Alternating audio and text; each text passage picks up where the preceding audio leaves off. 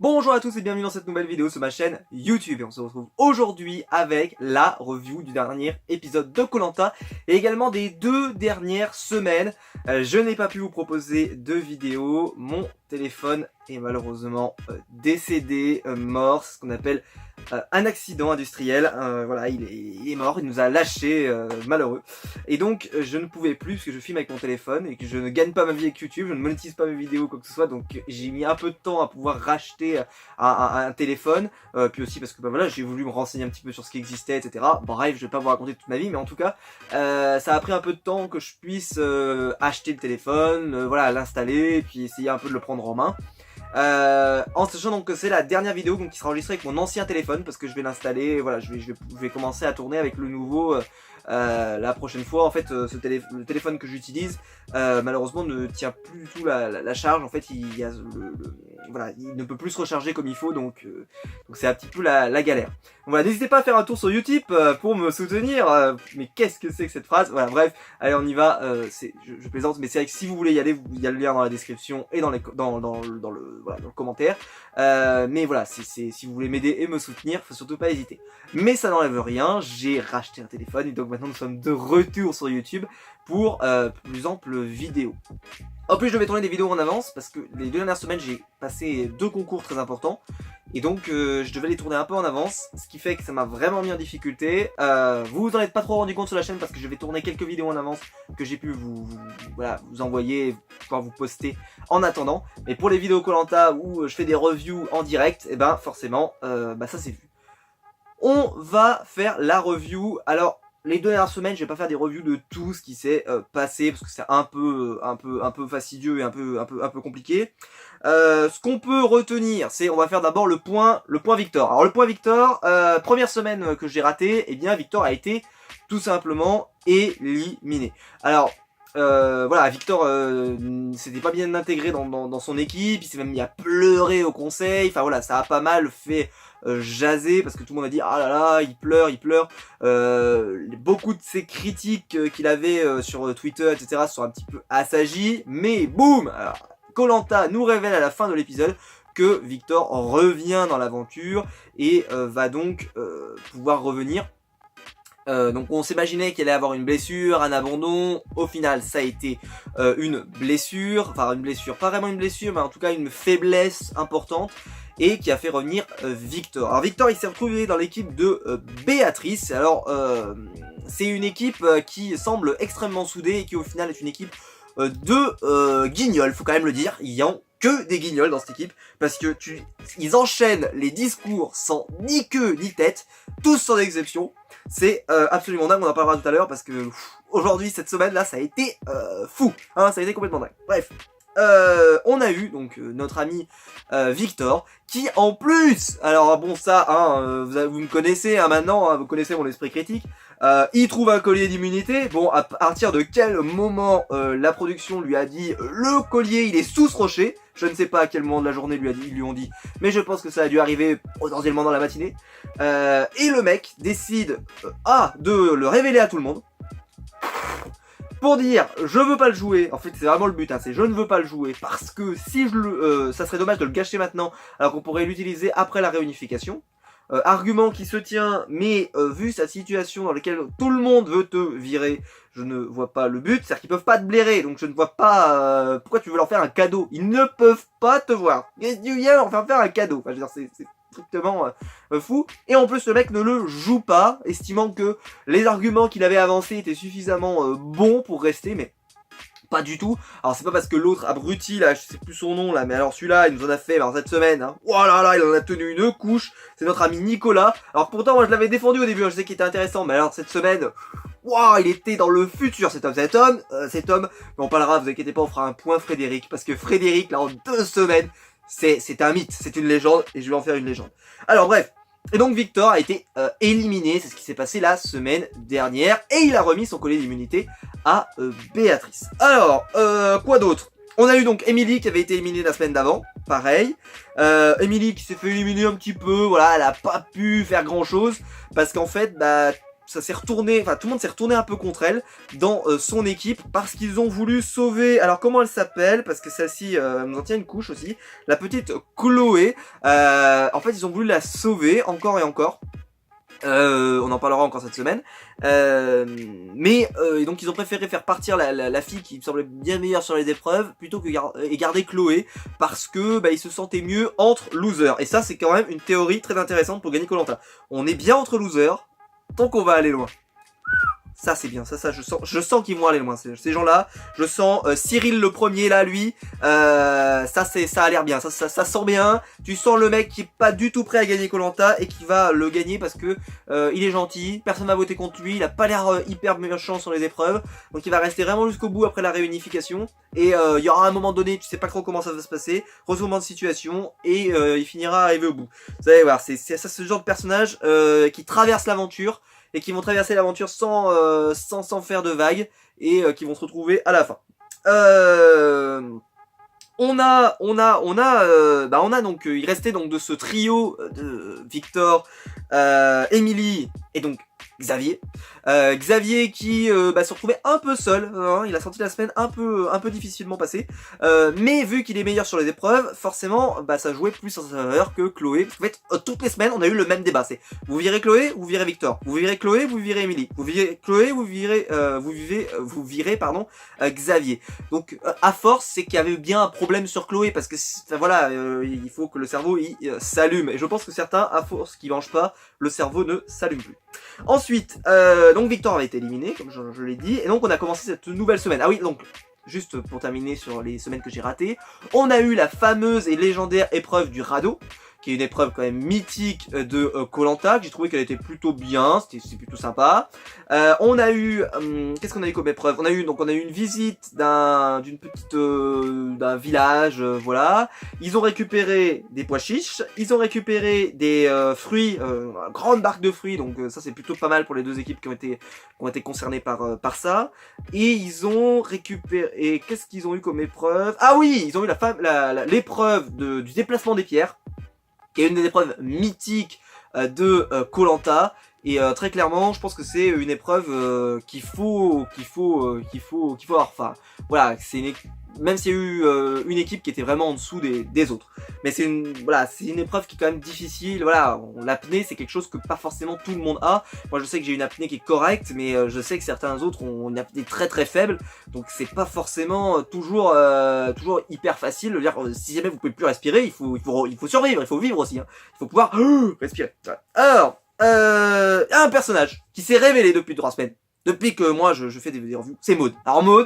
Alors déjà, pour moi, mais c'est fleur bleue comme jamais. Alors là, avec l'équipe là-bas là, tu rajoutes donc Maud et Cyril. Oh, mais c'est l'équipe de l'angoisse. Mais de l'angoisse cette équipe. Oh, mais l'enfer. C'est tout est beau, tout est mignon, tout est oh là là, mais quel beau sentiment. C'était l'enfer. Hein. Cet épisode, je l'ai pas encore dit, mais c'était l'enfer sur Terre. C'est tous les gens. C'était l'amour fleur bleue ou alors des débats existentiels dans l'équipe de Béatrice sans queue ni tête. Ou alors là, on ne comprenait plus rien ce qui se disait. Enfin bref. Mais alors Maud, vraiment moi c'est le genre de personnage que je n'aime pas du tout. Tu as bien réussi ton aventure Chloé.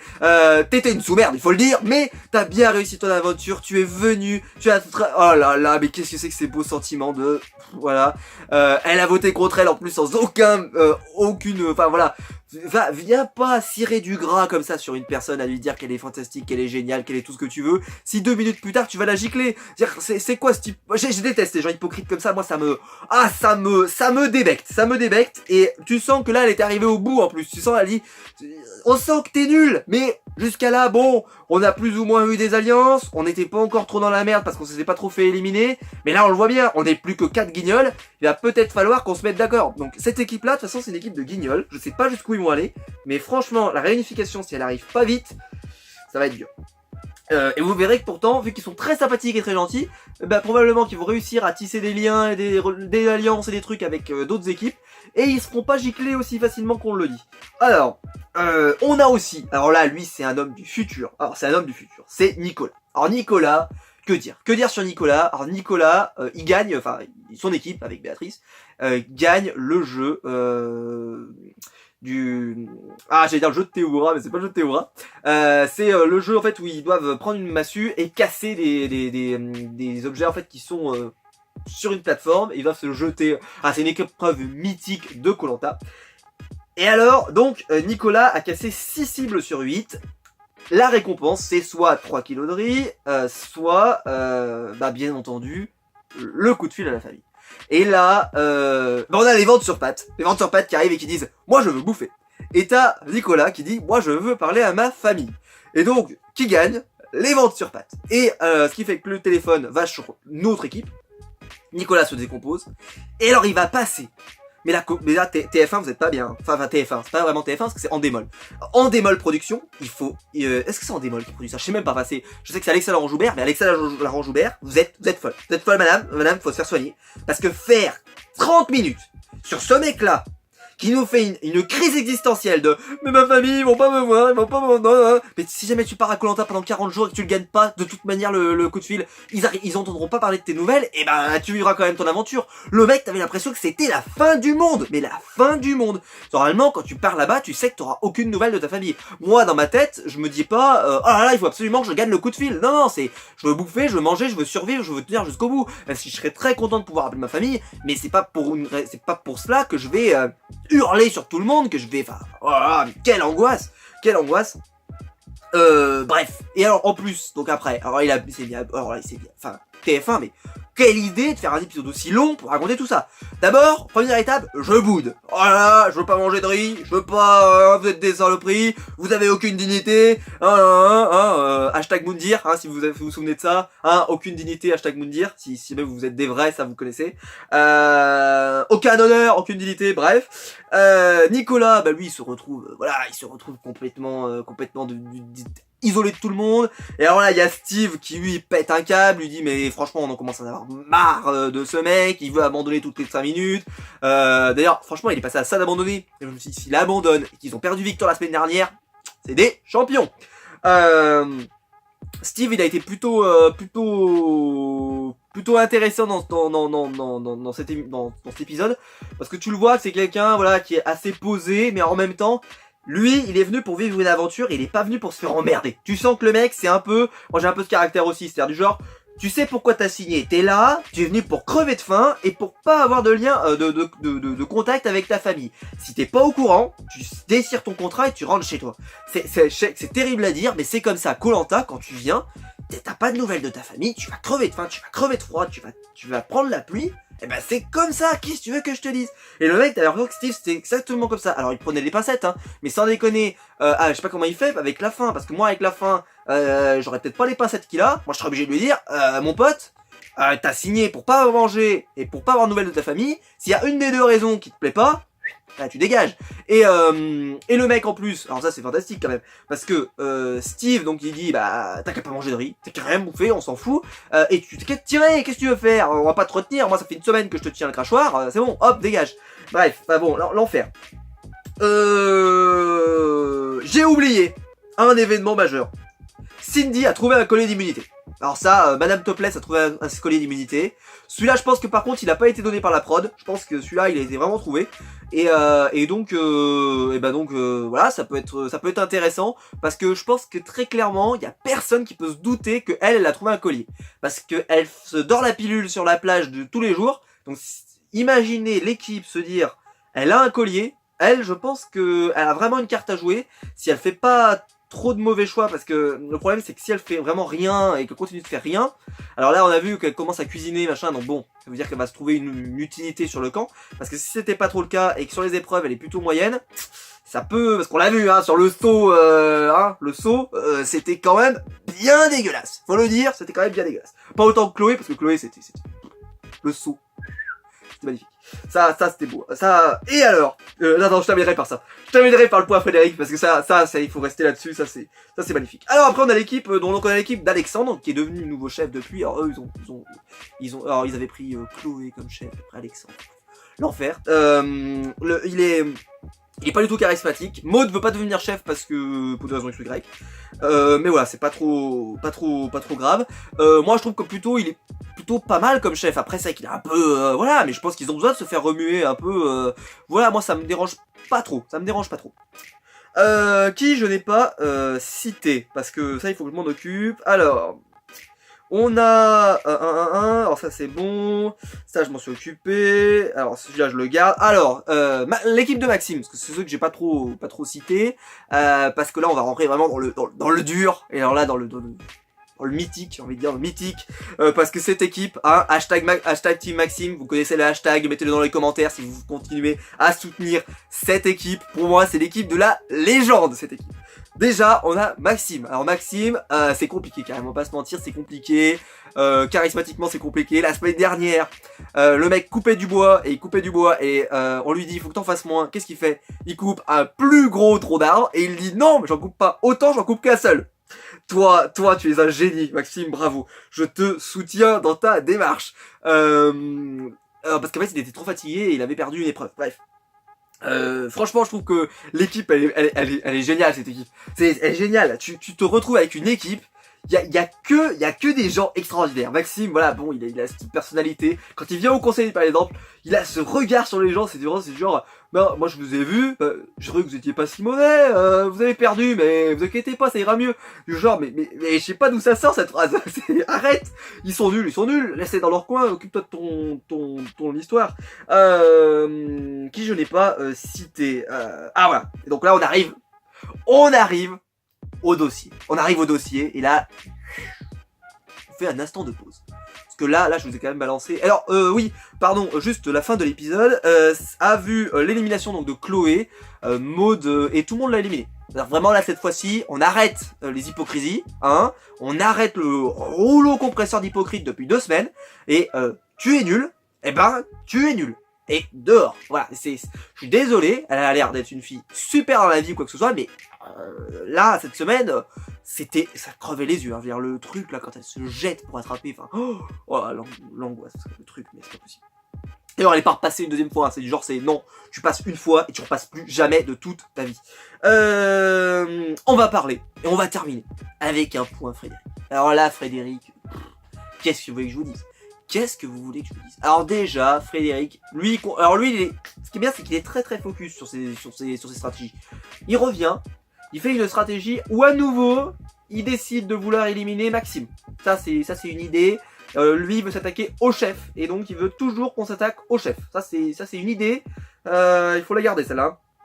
Parce que Maxime, lui, va pas être bête, hein. Tu portes le même prénom que moi. Tu ne seras pas bête. Tu sortiras ton bracelet, hein, et tu lui diras d'aller se faire foutre. Et Frédéric, cette semaine, un génie dans la nature comme ça, c'est beau. Il arrive, et alors là bon, tout le monde parle du coup de fil, on a Nicolas qui pète un câble, les autres qui ont profité du coup de fil, et eux, ils ont profité de rien parce qu'ils ont tout perdu.